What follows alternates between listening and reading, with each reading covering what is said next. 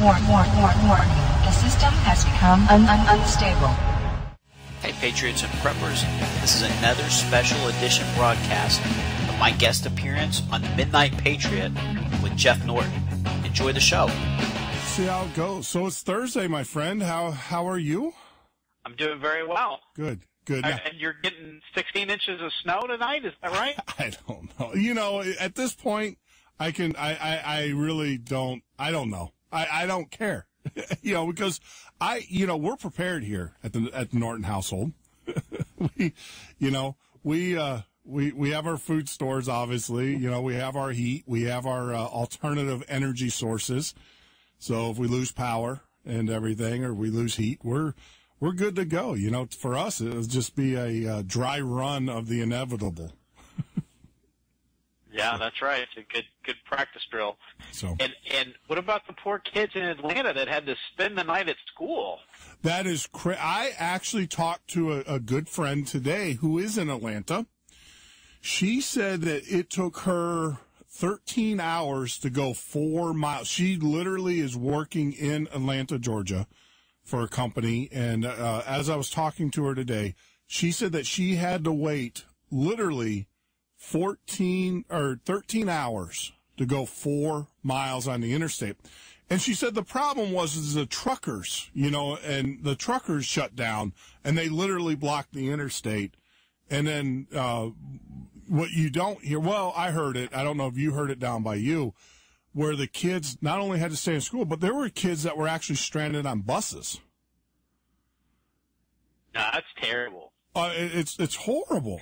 To be honest with you, it's just because if you're stuck at school, you should be able to get some kind of a credit for detention. Yes, put that in like a sort of a savings bank. Yes, I mean I don't know. It's just people are. How do you say this? We have completely. I don't know if it's an issue that we rely so much on technology and the modern conveniences, or the fact that we are just so numb to being responsible. I don't know the difference. I don't know what the true problem is. And did you get to watch the State of the Union? Oh, absolutely, I did. I had watched Jay Carney earlier. And my BS filter got all clogged up, so I couldn't watch the actual State of the Union. Yeah, well, we actually were under attack by Facebook, literally. Yeah, we had. I mean, Facebook. Not only did they deny our access, or they no longer allow users to log in with the Facebook credentials, but then on top of that, we literally got hundreds of thousands of requests from Facebook, from the Facebook servers within seconds. And so then our servers picked it up and thought it was a denial of service attack. So they went into protection mode and shut everything down, which is what they're designed to do. And it was brutal. But we were playing the Midnight Patriot. We were playing the State of the Union. And then after we getting done with our tech support, I actually watched it. I was up until about 3 a.m. I still watch. A lot of people are like, well, how could you watch that? I think that you gotta, part of participation is that you gotta, see what the opposition's doing. And I view them as the opposition. And it was clear that this president is just, it's just sad, to say the least. Yeah, well, you're an informationist, so it's your job.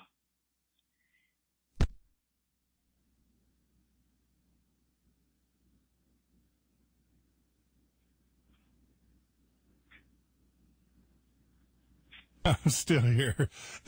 If you hear that clicking and stuff, we have a compressor that, last night I did the show, which is weird. I left my soundboard on for the whole day. Didn't have any problems with last night's show, and then today I come into the studio and all of a sudden the right channel's cutting out, and so that's with the sound that you're hearing. The clicking is me resetting the board. But yeah, you're right. I mean, part of my job is to, stay on top of this stuff, good, bad, or ugly. It's sometimes you got to watch sausage being made. It's not a pretty sight, but yeah, I did watch it. And, like I said in last night's show, it was just one of those things where, I mean, it was all softball. I mean, he was literally doing nothing but softball, statements. Who's going to argue? Yeah, we need to make more money. Everybody needs to who's going to argue with that? Who's going to argue with women, not being paid equally? I mean, it's just this president. And then come to find out, we were talking about last night, but I actually, found this out that Mark Thiessen, who was the writer for President Bush, the speechwriter for President Bush, actually came out and said that Obama plagiarized his speech because that was similar to the very same speech that President Bush gave in 2007, to the point to where the author's like, yeah, he plagiarized me. So he's not even killing us with his own ideas. He's still in other ideas, but that's his president. He doesn't have an original thought whatsoever. Yeah, I watched Jay Carney in sort of like this pre-interview. He was on the PBS NewsHour, and he was sticking up for Obama. He's a good lapdog. Yeah. He said that Obama took responsibility for Obamacare, which I don't know when that happened because I certainly didn't catch that. And he said that executive orders were only one method of getting things done. He said that he would still use the legislative process when the Congress agreed with him. Yeah. But when they didn't agree with him, that's when he would use the executive order. Yeah. It's like, oh, okay, well, thanks for clearing that up because nobody understood that it was this my way or the highway thing where he would only use the executive orders when he needed to. Exactly. I mean, that's just it's the most asinine statement I've ever heard. And then I was just like, you know what? I'm not going to be able to listen to this and the State of the Union. So I just had to move on and get the cliff notes for the State of the Union. Yeah. Did you like the executive order for the $10.10 an hour raise for federal contractors? Did you like that one? Well, not only that, but the other thing too is where he went in and he did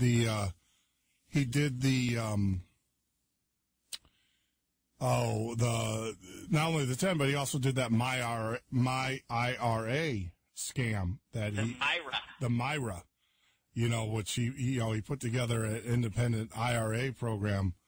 And, this president is he's just out of control. He's completely out of. Well, I think the people over at the Fed and the Treasury sort of had a gun to his head on the Myra, because I think that, I think that things are starting to unravel. They've had to cut $10 billion out of QE 2 months in a row now. They've cut $20 billion a month out of QE. So, they have to get that money coming back into Treasury somewhere or the rates are going to go through the roof. So I think they said, well, just think up something fast. What's fast? I don't know, Myra. We're gonna get everybody to buy Treasury bonds. And it's just another hoax. It's just like retirement plan. We're going to put it in a lockbox. It'll be there when you need it. Don't worry. Yeah, exactly. I mean, it's I don't know. I just get so aggravated with this administration and this president and the lawlessness. And we talk about it consistently on the show, and we're always bringing it up. And it's just getting to the point now to where this president is just, and this administration is just complete and utter, lawlessness.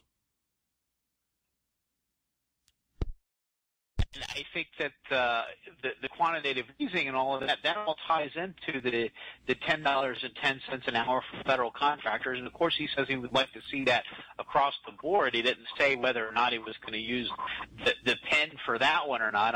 I'm sure he probably will if like Jay Carney said, if Congress doesn't cooperate, then he'll use the pen. Of course, that's the other option. If I don't get what I want, the problem's not that.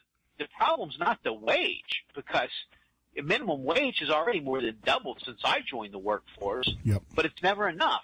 It's the quality of the money, because it's constantly being debased by quantitative easing and all of the borrowing and all of the spending on warfare and the welfare and just the bankruptcy of our nation, and it's just debasing the currency.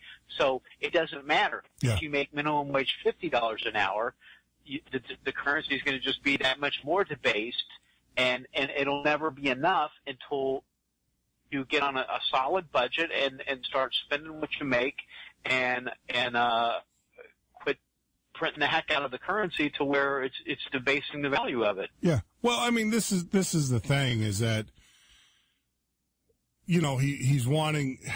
I'll just be blunt. I'm not known to be politically correct, nor should I start doing that. Is that, you know, the reality of it is, if oil wasn't at $3.49 a gallon, or gas, if food wasn't, you know, almost doubled, if this, you know, Obamacare tax, whatever you want to call it, about, you know, it didn't add 20-30% to people's health care. And by the way, it is, you now have to pay for Obamacare pre-tax. And then on top of that, there's a tax that you have to pay to the government every month. A lot of people don't know that. There's about $23 to $34 a month tax that you pay when it's actually when you pay the insurance company your premium for Obamacare. $23 to $34 of that goes to the federal government. If, you know, the constant financial pressure that this administration, this government, and their policies are doing, you know, you can't live on $6, $7 an hour. You just can't do it. But the problem is when the government, one thing they haven't realized, I mean, look at the cost of education in America today. All of your financial advisors who look at college tuition and stuff, the number one reason why they say that the cost of education is because of all the federal money in the system. I mean, if I'm a business and I know that I get free money for providing the same service, or I get more money providing the same service, naturally I'm going to increase that charge. And I know that, you know, with the government through the student loan program, they're going to continue, you know, students are still going to come at a higher rate. There is you know, the whole deal about supply and demand, when the government interjects their money into it, or our money into it through the federal loan programs and stuff, what they do is they inflate the costs, and all of your financial experts will say that. So whenever the government gets involved in any kind of any programs fiscally, you can go ahead and see the cost that's coming, the increases. And, you know, a minimum wage job. I had a minimum wage job when I was in high school. It wasn't intended to raise a family, not at all. The reason why a lot of those people can't step out of minimum wage jobs is because, number one, the high paying jobs have gone away because of the policies of the government. Number two, they chose not to better themselves when they were given the opportunity. I know we criticize the public school systems, and we, you know, a lot of people will say things, but, you know, I went to a public school system, and, you know, when I had opportunity to advance my career, instead of staying home and smoking pot or getting drunk with my buddies, you know, I did those things, and it's just, I don't know. I get so aggravated when I hear the government wanting to propose a solution, because usually when they, you know, once again, it's handouts. Once again, it's, you know, oh, look at us. If you don't vote for us, keep us in power. You know, I've always said I need a bumper sticker. I need to create a bumper sticker. Stop using my money to buy your votes, because that's basically what this administration's doing. You know, that's exactly what they're doing. Yeah, and it's just so frustrating. You know, it's just every day you wake up, it's a new day, and you know, you wish it was a different day. You wish, you know, that I wish there's days where I don't have to do this show or come on the air, but now I feel like I have a public service or an obligation to do it, and I enjoy doing it, frankly, but it's just, I don't know. It's just insane. It's just completely, we have completely lost our mind. Not we, the government. This administration has completely lost his mind. And, a lot of people will say, well, it's the liberals. I'm at the point now, after what I saw, the glad handing between the Republican Party and the GOPers and, this whole immigration and the way that the GOP's lining up. I'm at the point now where I'm just, it's the government. It's not this, it's the government is fundamentally just flawed, up there in Washington, D.C. Every one of them needs to be voted out. Every one of them, and we need to just start over. And, Are you planning on going to the American Spring? No. No, I can already tell you. I can already tell you no. And not because I don't believe in it.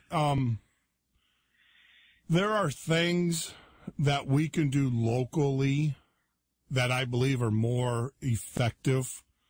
I actually am of the belief that part of the American Spring is going to turn into a false flag event. I actually just got off the phone earlier tonight with a gentleman who's going to be doing a show from the 11 to 12 o'clock hour on we got him set up on Spreaker today, and he actually has inside knowledge. And JJ and I were talking about this. Don't say something unless you're going to come out and say it. He actually has knowledge that we were talking about one of the organizers for the American Spring, and how he is, he is a patsy, and he has ties all the way back to Waco, and how he has ties to Janet Reno, and and I'm not saying it wasn't the organizer, the actual colonel or that's doing it, but it was an official or a person that's an advisor that's part of that. And I have a hard time. I just have a hard time believing. Now, maybe he has washed himself of those sins, but when you hear those ties, that he has ties to Janet Reno, that he was involved in the Waco, in the psych ops, did briefings with the Attorney General and stuff, and now he is associated with the American Spring. So I'm a little leery, but I think we can do so much locally. I mean, think about it. Before we talk about going to D.C., ask yourself, what have you done locally? Have you gone to your congressman or congresswoman's office? Have you stood outside their door with a blowhorn? Have you gone to the bank and taken your money out of this corrupt banking system? Have you done that? Work locally first. And then when you do that, then, maybe you can graduate and do the American Spring. So and that's what I'm all about. I want to affect change in my community first before I look at global. And so I hear you. Yeah. DC is almost a lost cause anyway, isn't it? Yeah. I actually believe I'm fearful of my friends that are going. The rumblings that I'm hearing, the fact that we can tie an organizer, an associate of the American Spring to psych ops warfare practices in Waco, Texas. I have a concern about I'm not saying that it's not a noble cause. I'm wondering if it has been infiltrated, and are we setting ourselves up for a false flag, and are we going to become cannon fodder? And I'm concerned for my friends who choose to do that. I'll be praying for them. And the other part of it too is I'm going to be on the road with Stone Anthony, crisscrossing this country, drumming up votes and doing our shows, remotely. So, but did you watch the action in the emerging market currencies last week? No, I haven't been. I haven't been watching any forex trading or any of that. I've been too busy trying to keep our servers running. That's a full-time job. It's amazing. We actually implemented a solution on our servers, and I tell people this: it's better than watching TV. watching how many attacks we have a graphical system now where we can basically see everything that comes in. I'm not saying we can see we're not NSA, but we can see people trying to hack into our servers, how they're doing it, the commands that they're doing. I've been watching this, and this has been my TV for the last 24, 48 hours, but it's just amazing. I mean, my hat's off to Adam Lennox and the group over there who have built our security for us.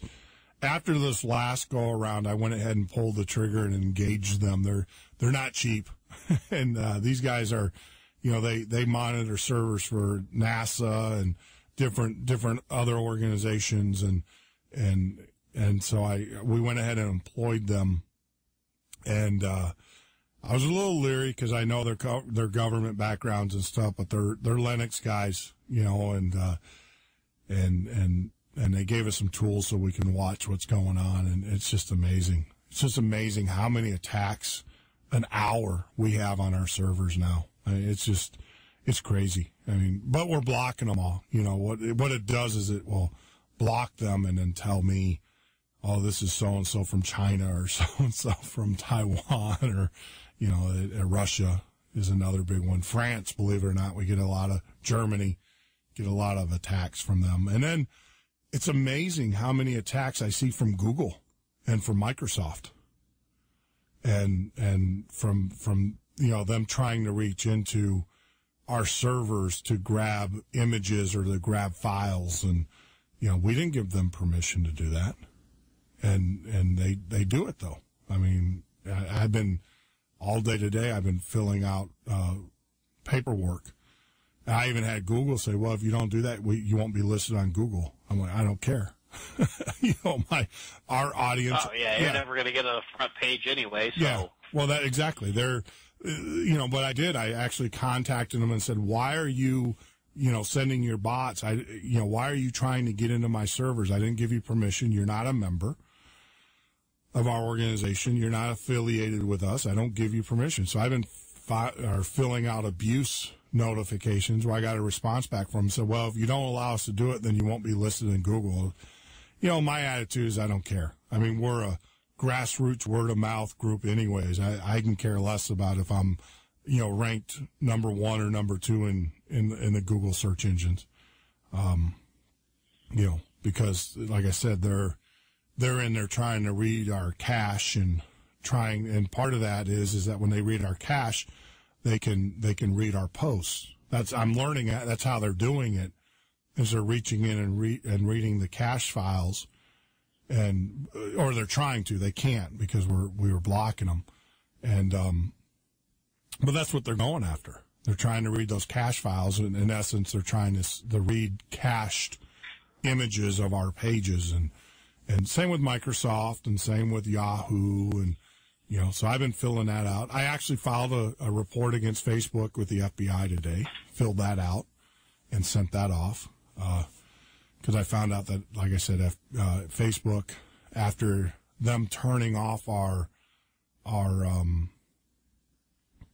automated login feature, they then turned around and sent hundreds of thousands of requests back to our server. And I don't care. I mean, I didn't give them permission. Why would they do that? I mean, it's a denial of service attack, basically. And I didn't give them permission to do that. I didn't authorize them to do that. The only authorization I gave them is in conjunction with the login. And if they took the login and then they away from us, then they had no business sending those requests to us.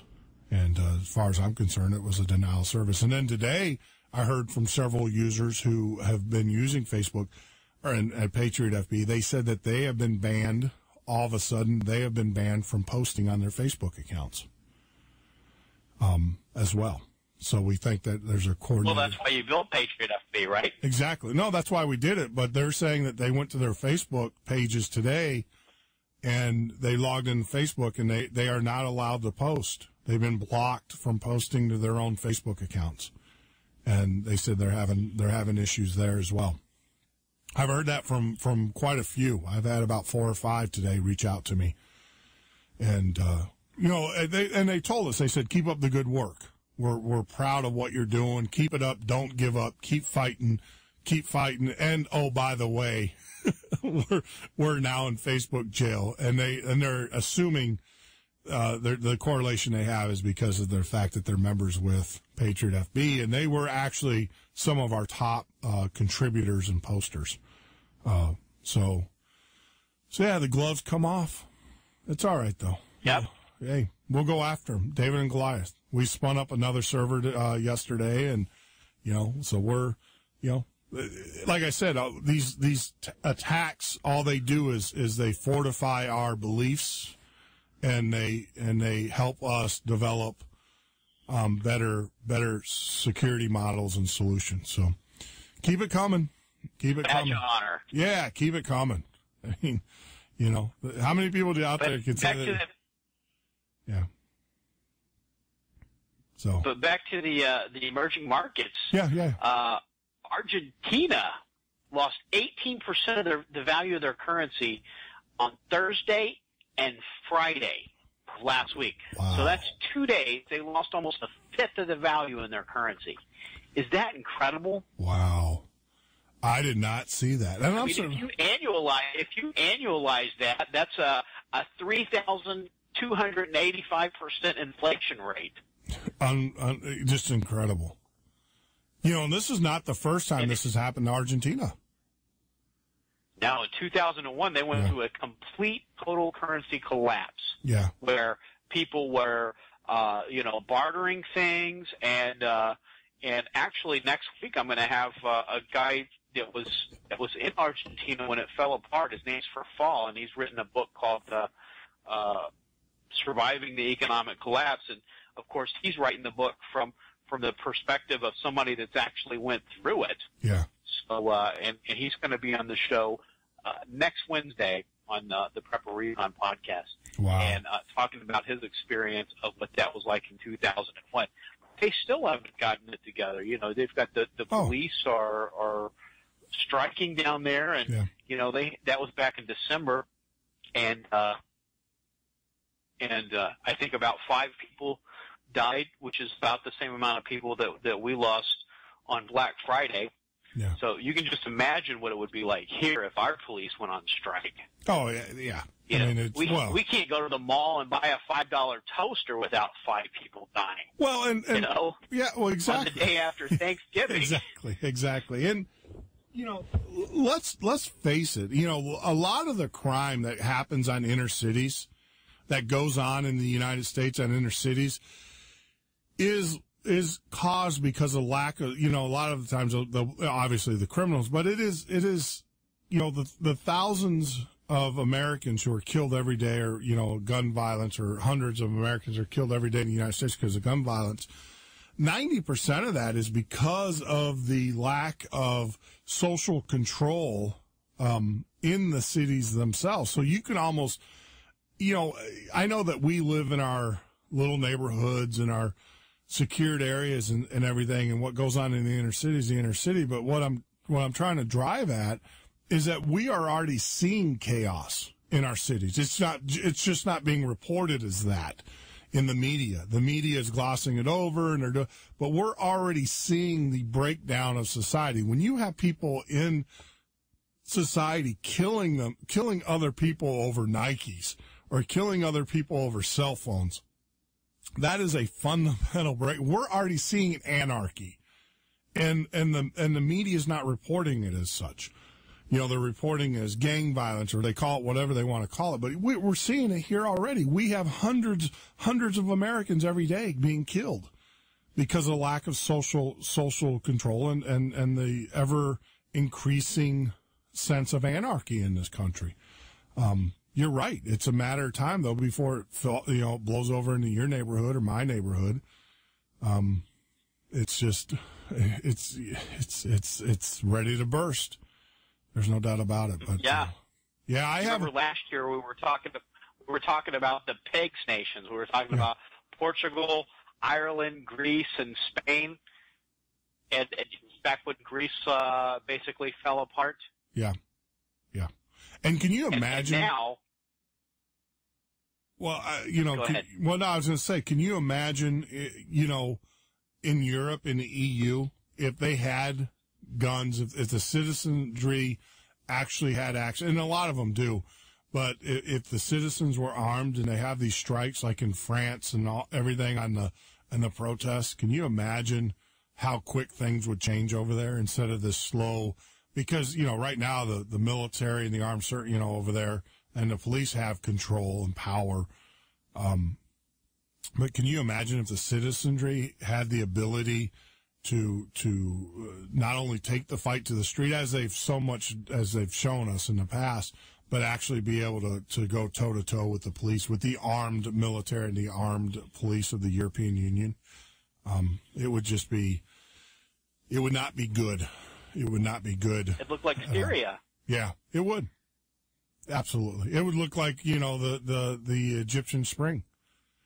It would. I mean, look how quick. And I think, I honestly believe our government watched that and they have now realized, how they are on the cusp, and, it's only a matter of time. I think they're nervous. I think they're scared. And so now, rather than the PEGS nations, now we've got the Fragile Five, they're calling it.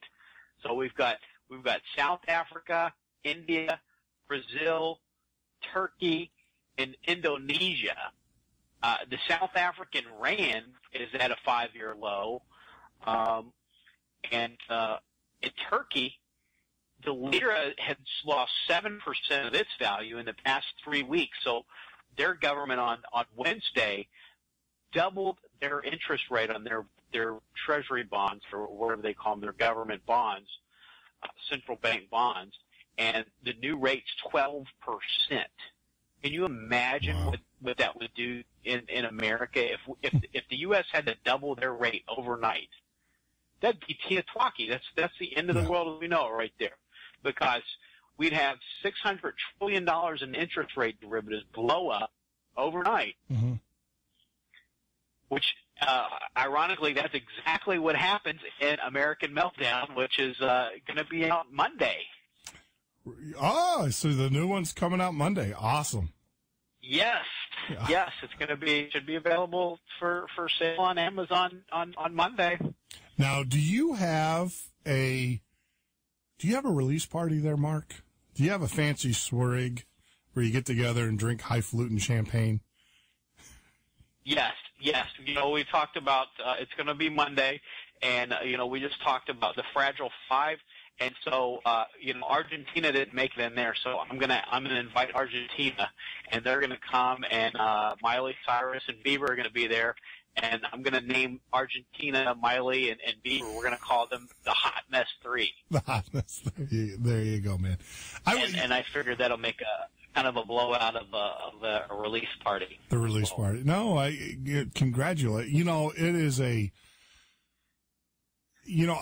wrote professionally technical journals for IBM and stuff so I know what it takes to write 700 to 1,200 word articles that were going to be reviewed by professionals in the industry.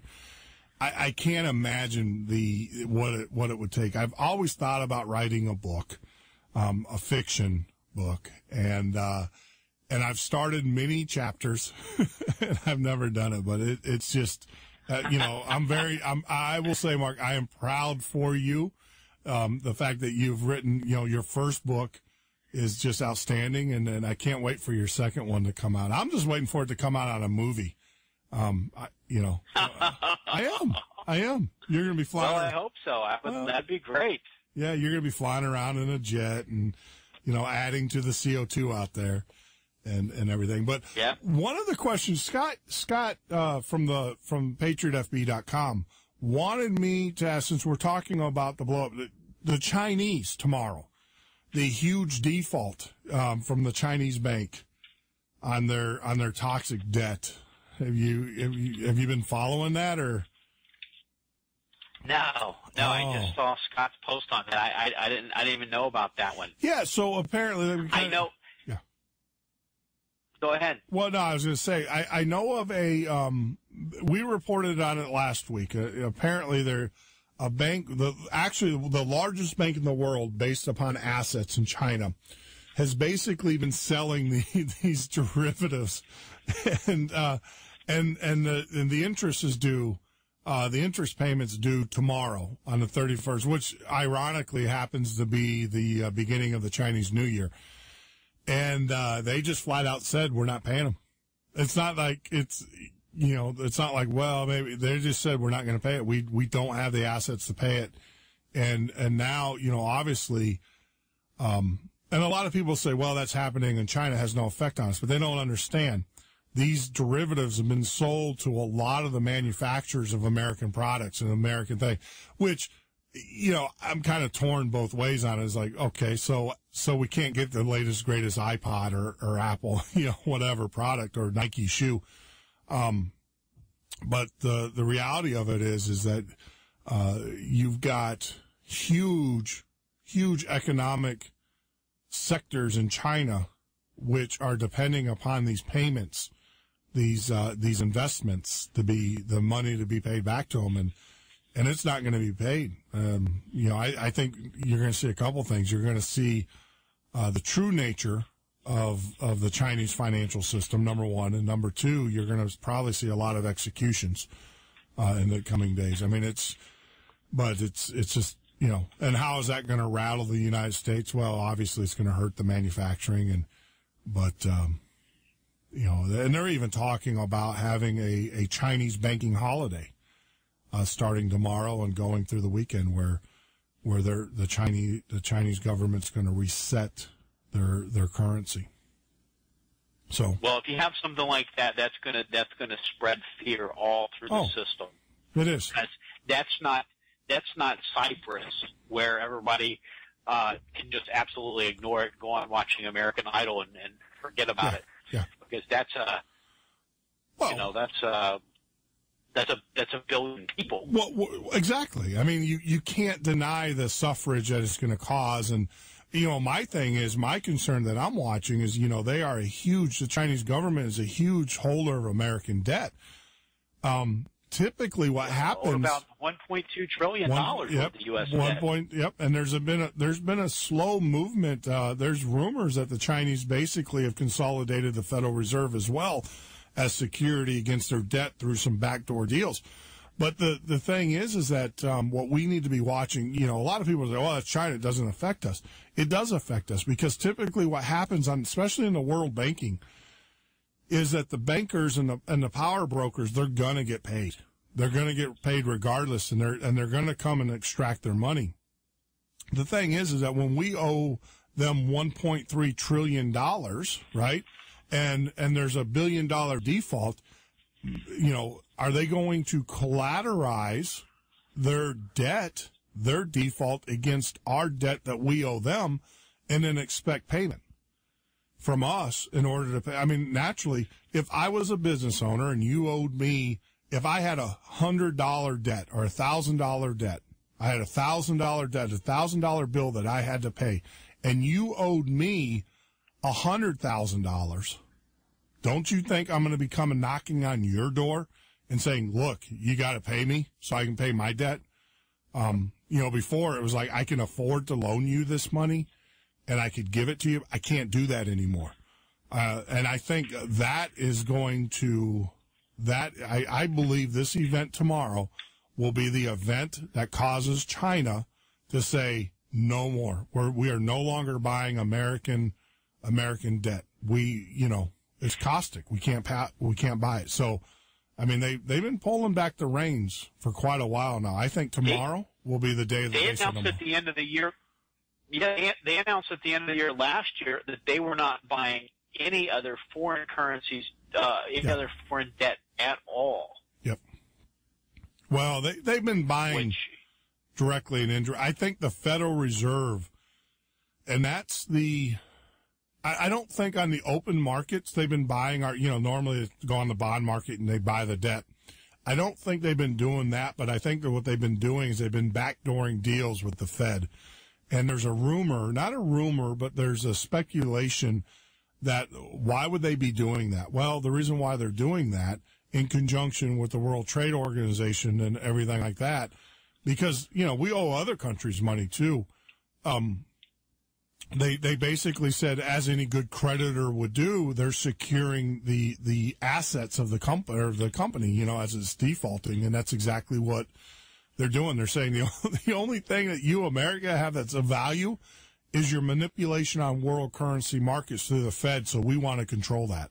We want to be part of that policy making process. Because whatever policies you make affects us. And if you don't give us that, then we're just going to blow it all up. And I can actually see that deal being made.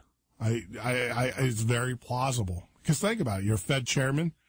You know, what you got your number one creditor saying either allow us to have decision or backdoor processes in the way that you manipulate the world currencies, thus you affect our currency, or B, we'll just blow it all up and we'll force you into default. I can see I can see Bernanke, well, not Bernanke anymore, but I can see the Federal Reserve going, all right, we'll let you in on our policy meetings. You know, we'll give you and that. Back to the Chinese banking holiday that you just mentioned. We've seen like 3 or 4 very curious stories about banks this past week. Yeah. The Russian bank, My Bank, they froze cash withdrawals until next week. So if your money is if you're a Russian and you're and My Bank is one of the biggest Russian banks, and if your money's in there, then you cannot access it until next week. And that's exactly what we saw in Cyprus. Yeah. Of course, they were told they were going to be able to access it next week, and then it ended up being like 3 or 4 weeks down the road. HSBC, which curiously enough, the Chinese connection there, the H stands for Hong Kong, the S stands for Shanghai. BC is Banking Corporation, so it's the Hong Kong Shanghai Banking Corporation. That's what HSBC is. They don't ever put that in the commercial, at least not in the American commercials anyway. But HSBC in England eliminated large withdrawals last week. They said you have to have a good reason. And then they decide what a good reason is. Yeah, you got to have a note from your mother.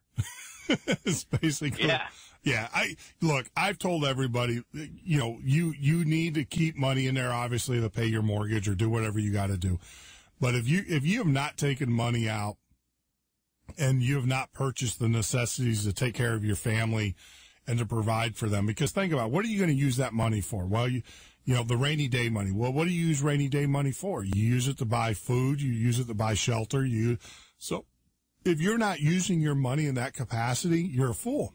And I'm serious, you know, and I know a lot of financial planners, well, you got to be you got to be full. And this whole My IRA thing, it's another way of government getting control of your money.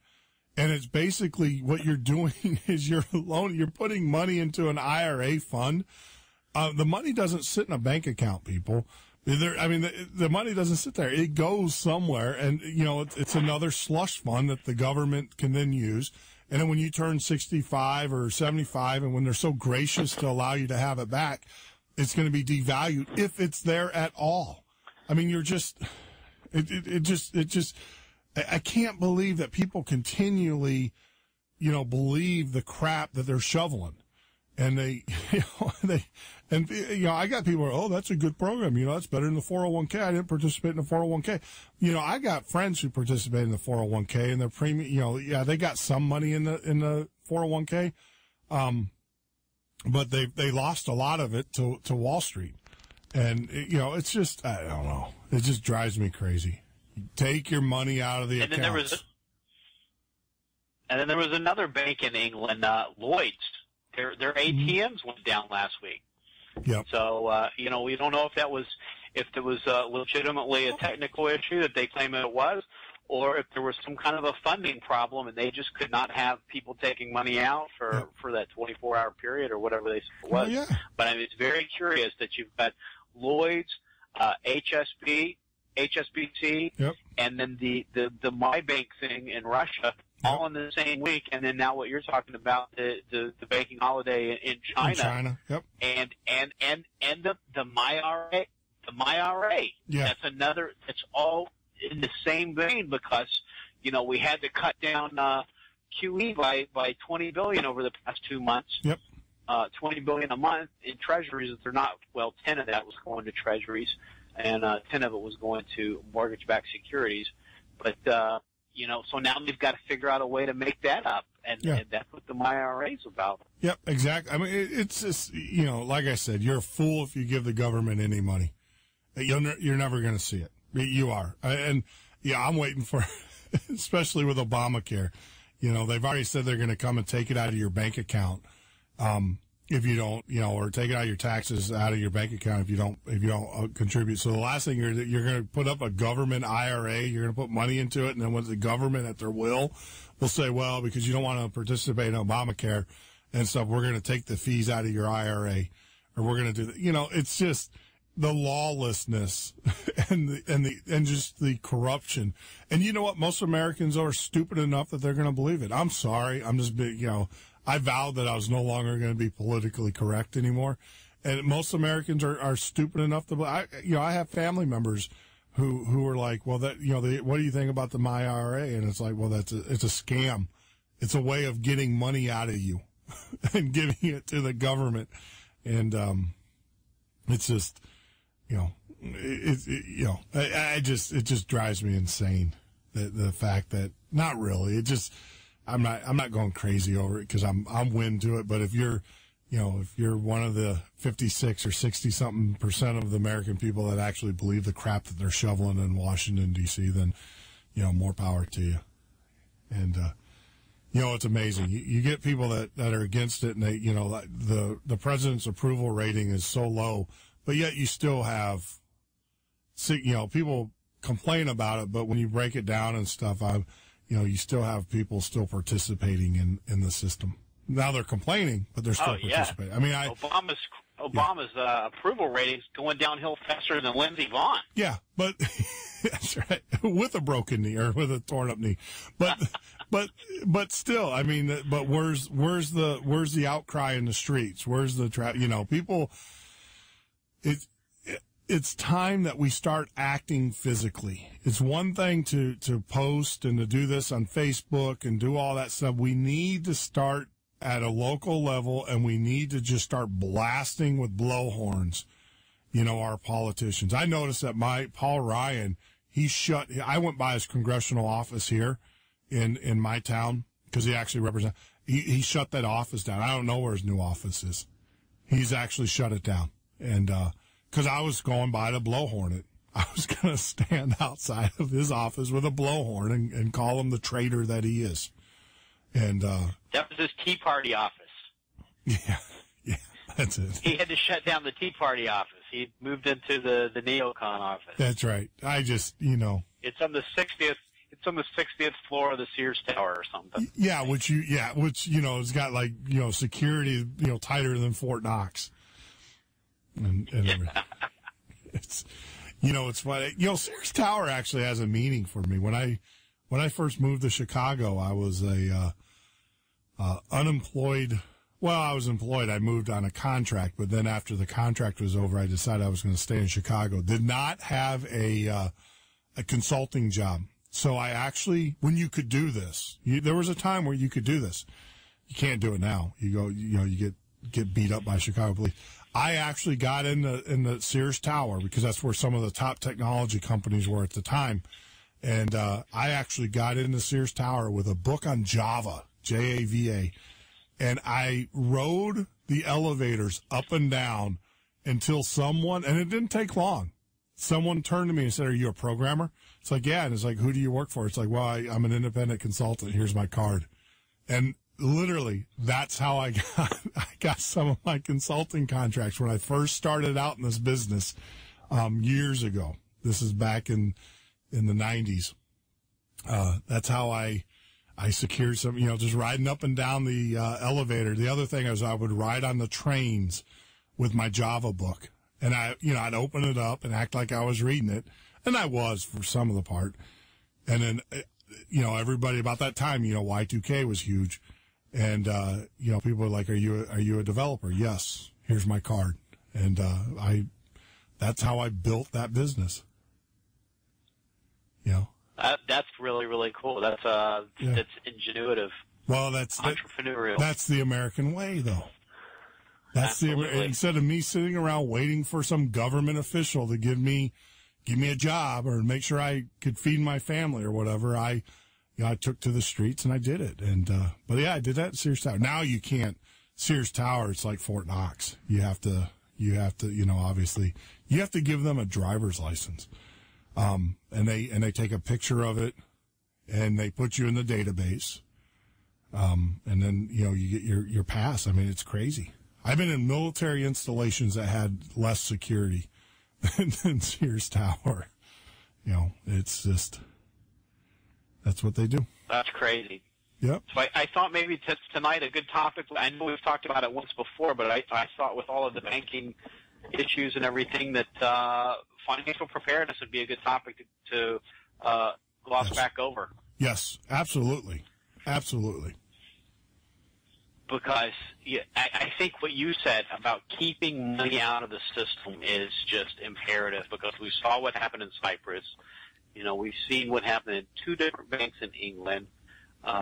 We saw what happened during Christmas, and I forget which bank it was, but one of the banks that was double drafting mortgage payments. So if you only had $2,000 in your account and there were your mortgage payment was $1,000, and they double dipped, then you had no money for your car payment or your credit cards or anything else. Yep, Wells Fargo. So, keep it.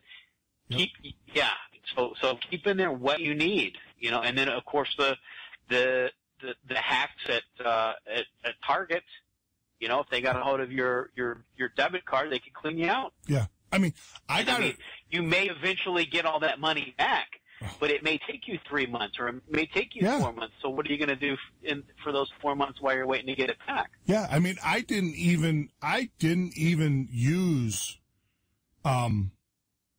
Target or any of those. And I got a letter from Chase saying that my information, was possibly accessed.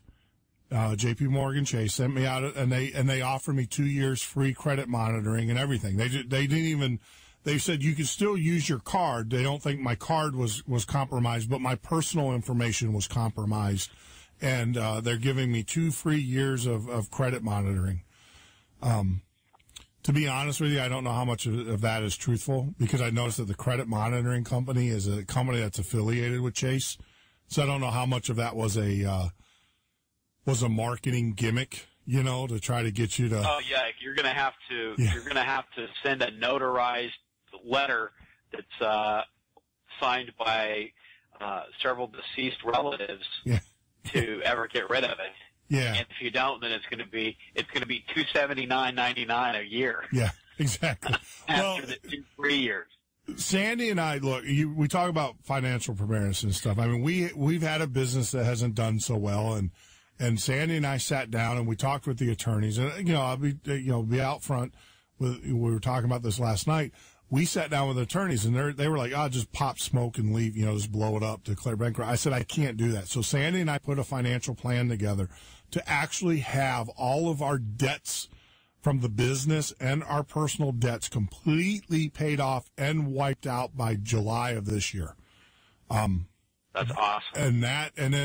And then we are no longer slaves to the credit cards. We're no longer slaves to the mortgage companies. We're no longer slaves to the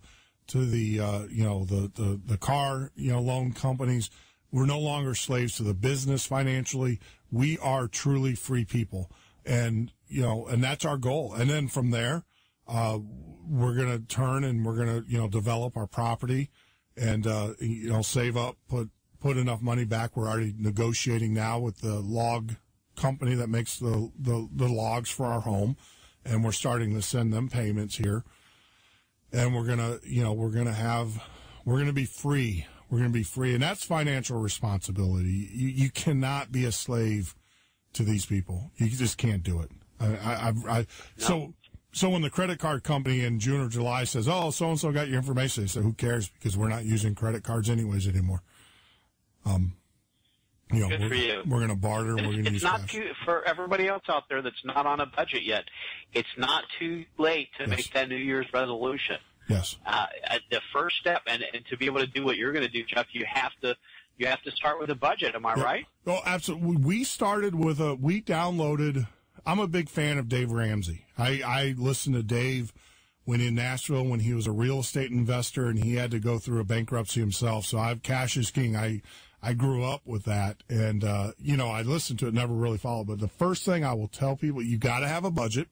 The second thing is you need to. There's a free Excel spreadsheet, and what we did is that it's called you can Google it.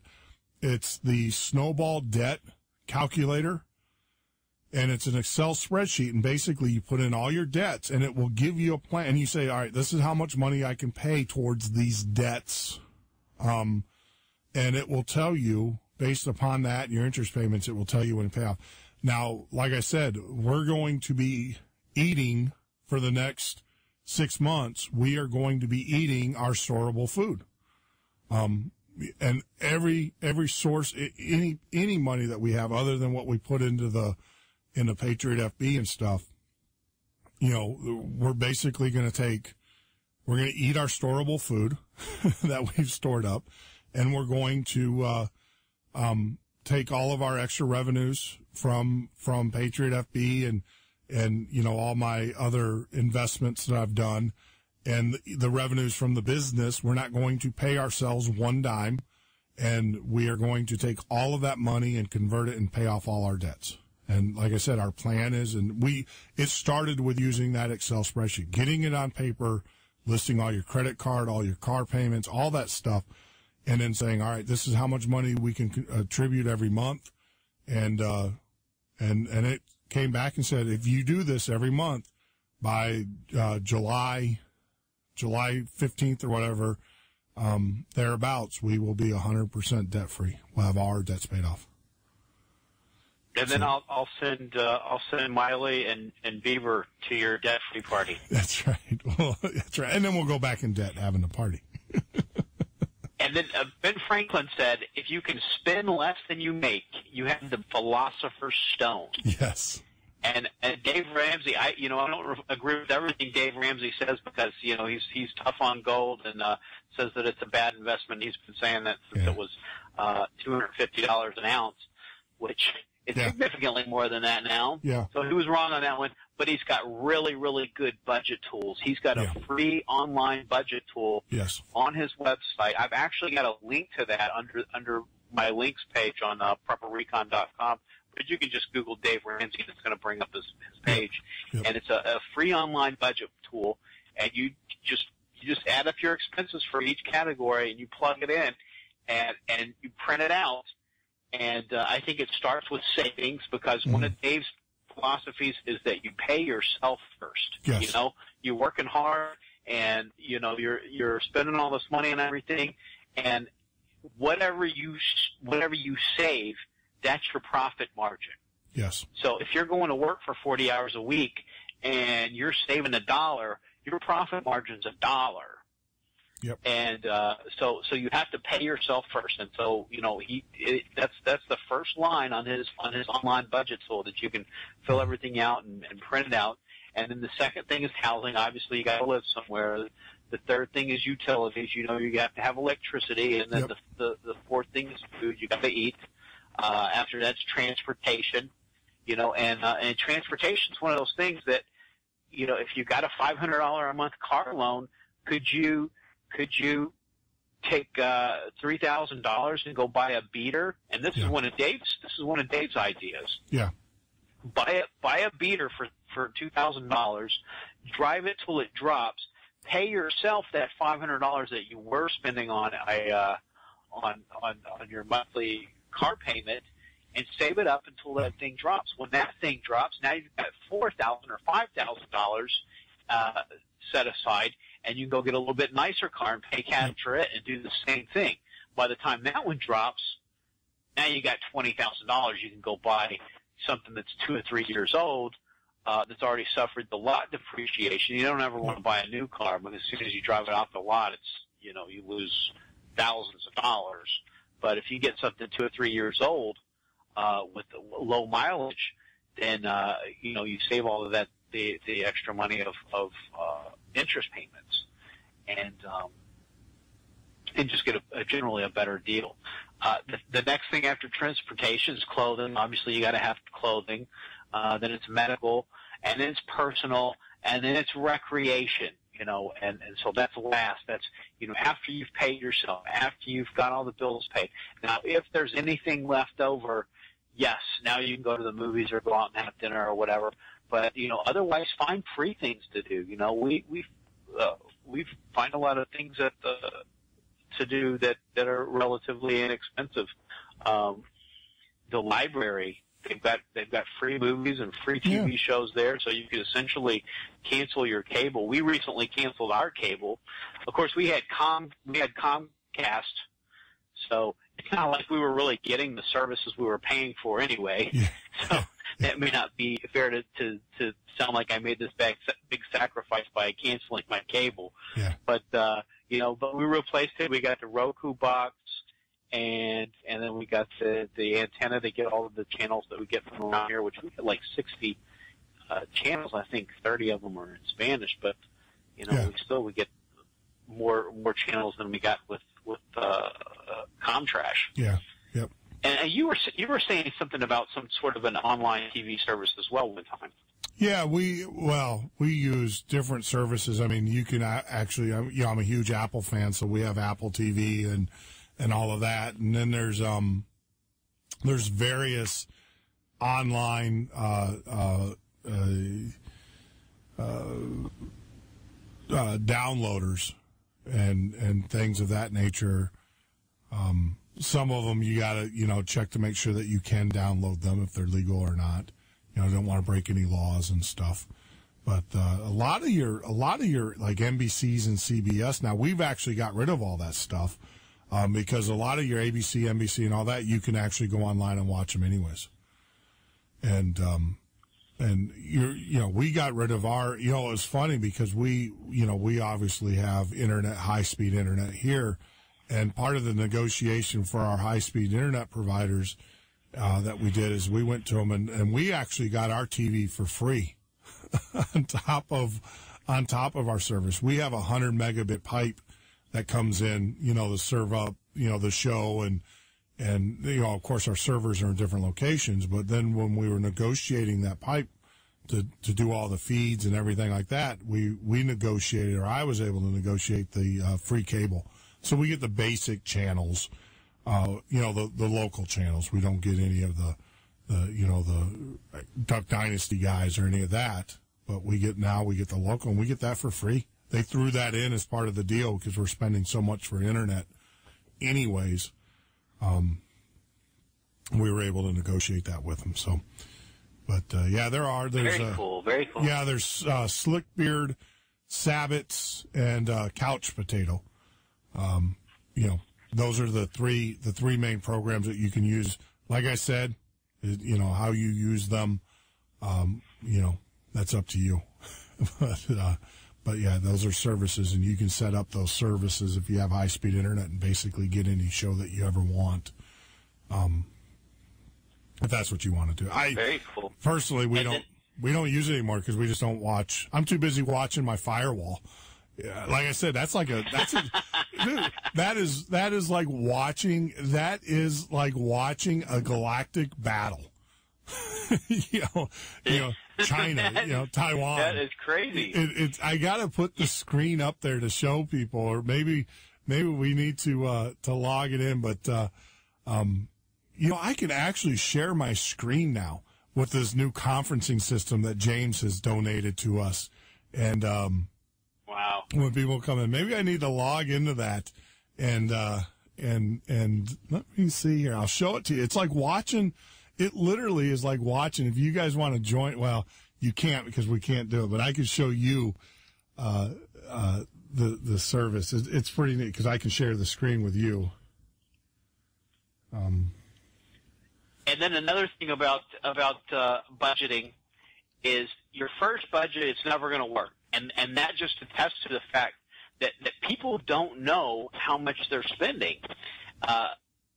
But it might take you 4 or 5 weeks where, every 3 or 4 days you're saying, oh, wow, I'm spending a lot more on that. Or, you know what, now we're allocating this much money for clothing, and we're not spending quite that much, so we need to move it over here because we need a little bit more for gas.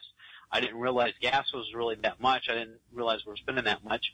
And so you're going to be tweaking it pretty much every week for a while. And it might take you 3 or 4 months to actually get a working budget down. But once you do, you're going to have this functional budget, and you're going to be able to look at it, and you're going to be able to see the areas in your spending that you're able to cut back and just strip it down to a lean, mean, saving money machine. Yeah, you're absolutely correct. I mean, when you write it down on paper, you're like, holy smokes, I actually spend that much money doing, eating out was a huge thing for us. Eating out, I'm spending $20 to $30 a day, eating out, and we're spending over $100 a week in gas, now that, pretty much work from home. And it's just incredible. Our phone, we're spending XYZ amount on our phones, and when you write it down, it's insane. And I'm a numbers guy, so you would think I would see this stuff, but until you actually see it, you're like, holy smokes, this is crazy. This is insane, the amount of money that that we're spending. Eating out, that's a big one, and a lot of people spend big bucks doing that. And it's good to get out once in a while, but find out if your city has one of those books that you can buy for $20 or $30 that has buy one get one free deals. Yes. Oh, and I see your screen here now. You see it? No, I didn't have all of that. Yes, I didn't have all of that, but I could see the attacks coming in from I was just getting the slight lockout notifications, and it was emailing them to me.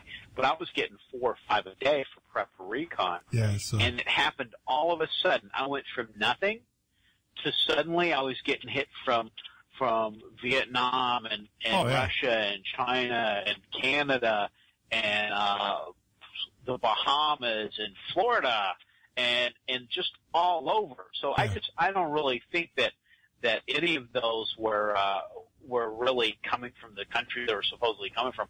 I think they were all proxies, and I think it was the Stasi just out to disrupt whatever they could disrupt, and I think that's the real. I think that's the real thing that's going on with the attacks. But that's absolutely crazy. Now, once you get your budget locked down and you're saving money, my recommendation is the first thing you want to do, and this is what I do personally because I'm not a financial advisor, so I'm not technically giving anybody any advice. I'm just saying what I do. What I did is once I got that locked down, I said, okay, I'm going to put aside 6 months' expenses in cash. And this is another Dave Ramseyism, and I think he is a financial advisor. He has some kind of license that he's allowed to tell people what to do with their money, at least for debt purposes. And he says, put aside 6 months' expenses in cash. So, if you get laid off or for whatever reason, it may not be just the regular 6 months' expenses. It may be you're in a car wreck and you were trying to save money by only having the minimum amount of insurance, and your car's totaled, and you have to go buy another one. Now, you got that emergency fund right there, that 6 months' expenses in cash. You can use that for that. Yeah. Or, you haven't got your Obamacare hasn't kicked in yet, or maybe you had to take the bronze plan in Obamacare because now your premium's 3 times what it was when you had regular insurance. So now instead of a $100 deductible, you got a $10,000 deductible, and you just broke your leg, and it's $9,900. Well, you know what? You got part of that covered because you got your 6 months emergency fund set to the side. Yeah. Yeah.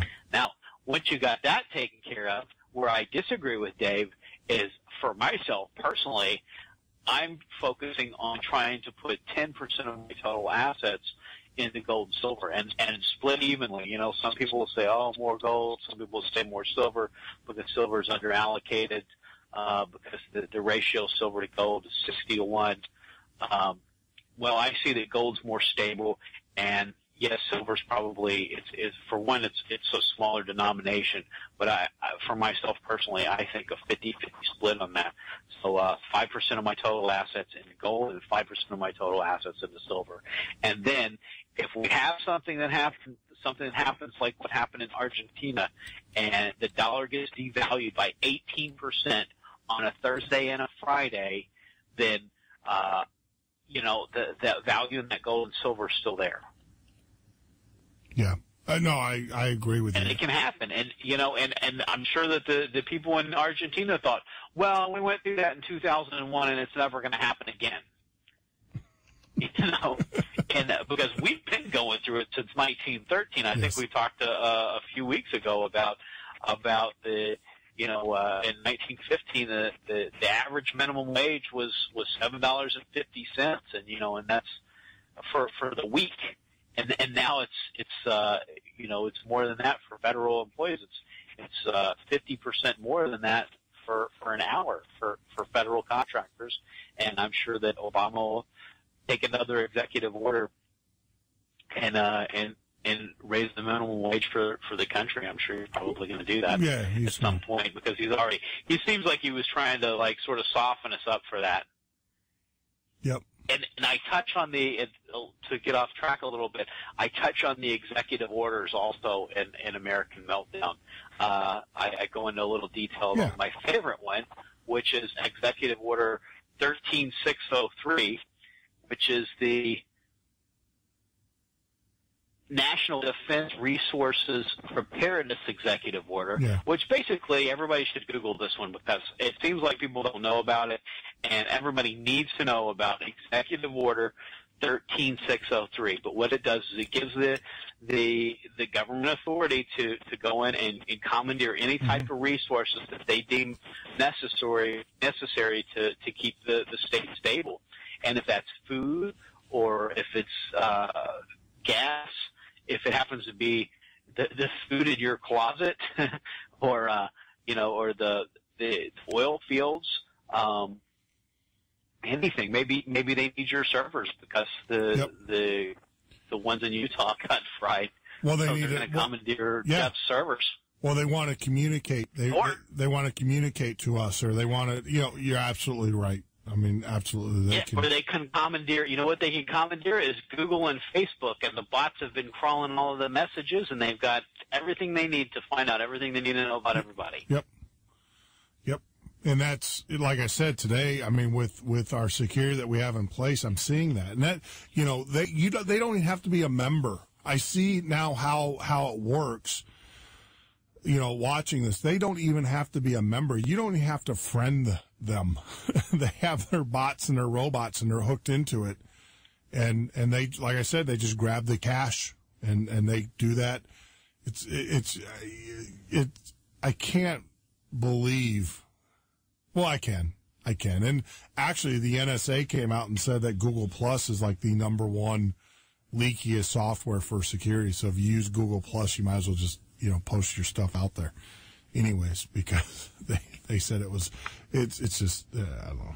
It's unbelievable, as my good friend would always say.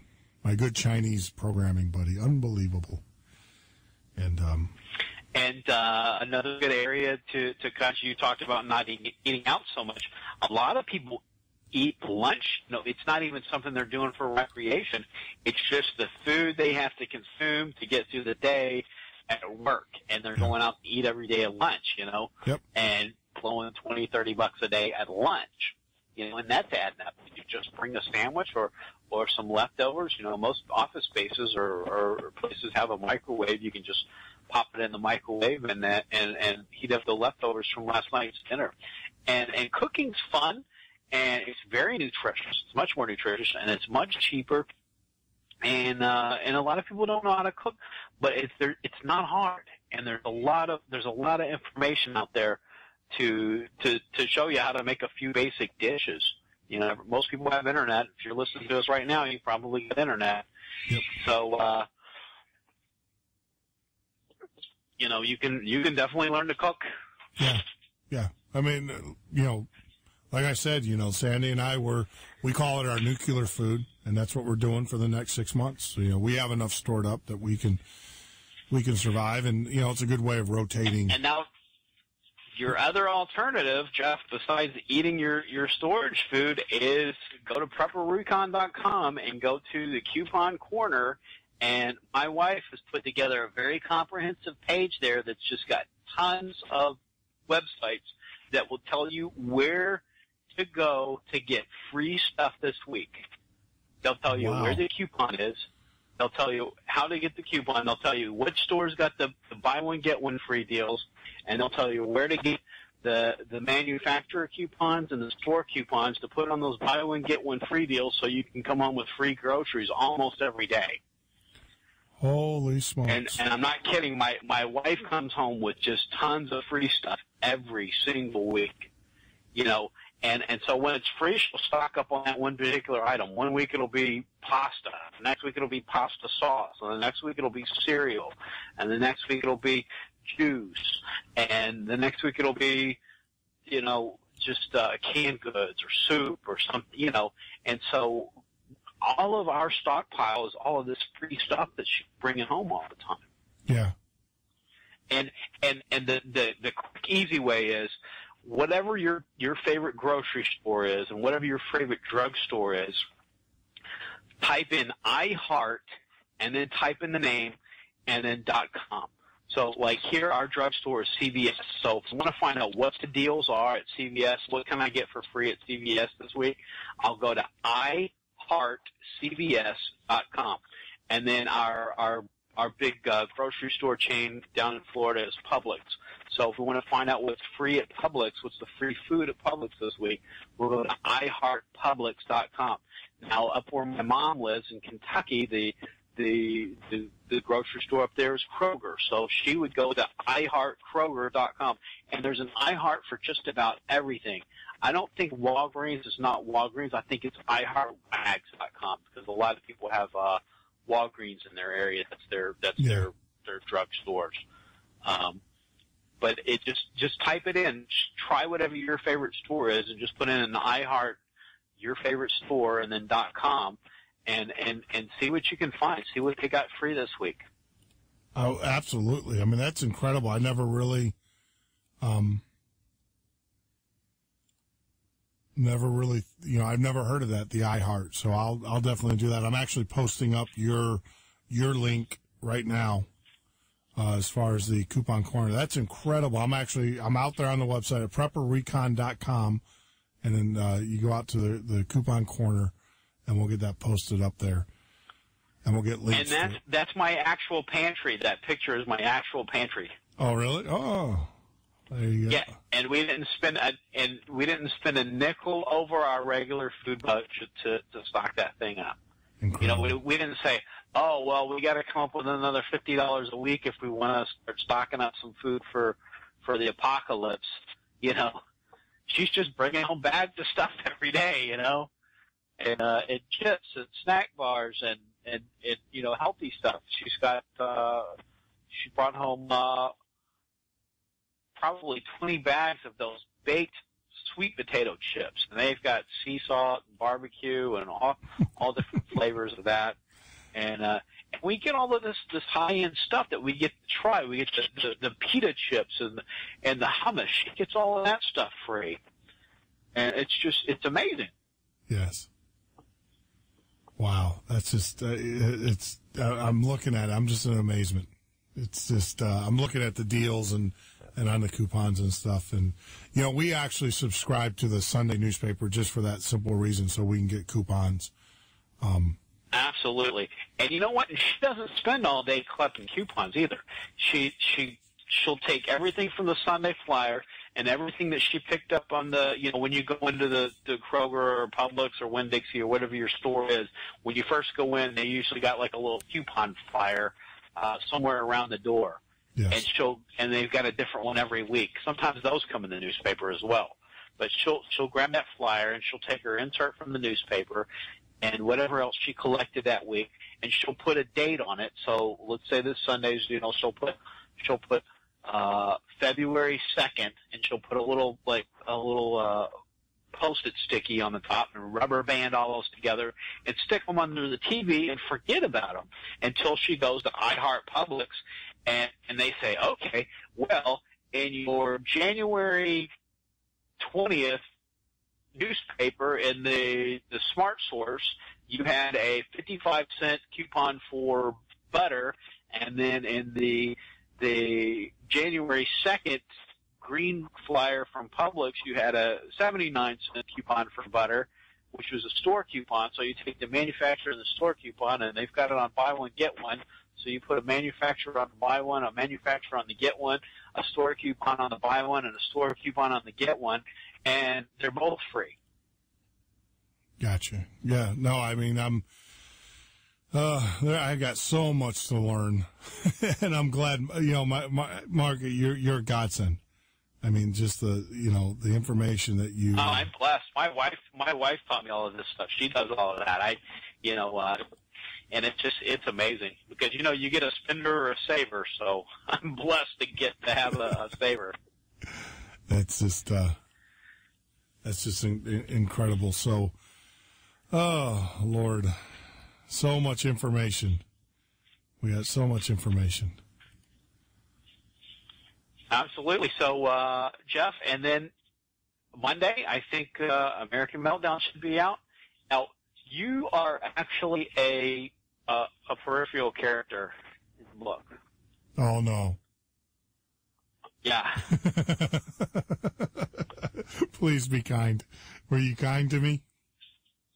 You're a militia member. I am. Thank you, my friend. And so, yeah, and I guess I'll go ahead and throw out the name there. It's Jeff Nolan, and he's this sort of big guy. And now his weapon is the bullpup 50 caliber Barrett, which is appropriate. Yeah, because to shoulder fire, you got to be a big guy to even because it's still a big gun even in the bullpup configuration. So. Yep. No, that's funny. You're fighting the fight in there. Yep, it's funny because I'll have to get a copy. I'm going to go down to Tennessee here to go see my family here shortly, I'm sure, and I'll have to go by and see Chris and Ronnie and show it to them. And they're at Barrett. I mean, I know Chris. I went to high school with Chris, and Ronnie Barrett is from our hometown, and he was actually, I remember Ronnie Barrett when he was a photographer before he started Barrett Firearms. He was actually the photographer. He did school pictures, senior pictures in the community, and then he created the Barrett 50, and so I remember him from those days. So I'll have to definitely show them that we're promoting their product. Or show them that you're promoting the product. So, but yeah, absolutely, man. That's a cool gun. It's just I had to have a character in there big enough to pack that thing around, Mm-hmm. That's funny. That's funny. But I'll have to definitely. So on Monday it comes out. We can get it on Amazon, right? Yes. Yeah. The paperback and the Kindle should be out on Monday. You need to. That's if all goes as planned and all goes well. But it's looking like it should. So you should post that in Patriot FB Marketplace. You should post that up there, and then all you have to do. Do you accept PayPal? Do you do PayPal payments? If someone, it's also through Amazon, so I don't really deal with any of the actual sales. Oh, you don't. So you don't sell directly to anybody, anyways. Gotcha. No, and you've got your Amazon Amazon affiliate link. So do that. So yeah, we'll be helping out Patriot FB. Yeah, you can buy the book. You can help me out. Yeah, and you can support Patriot FB by buying it through the Amazon link. Yeah, I'll figure out a way of getting it up there on the.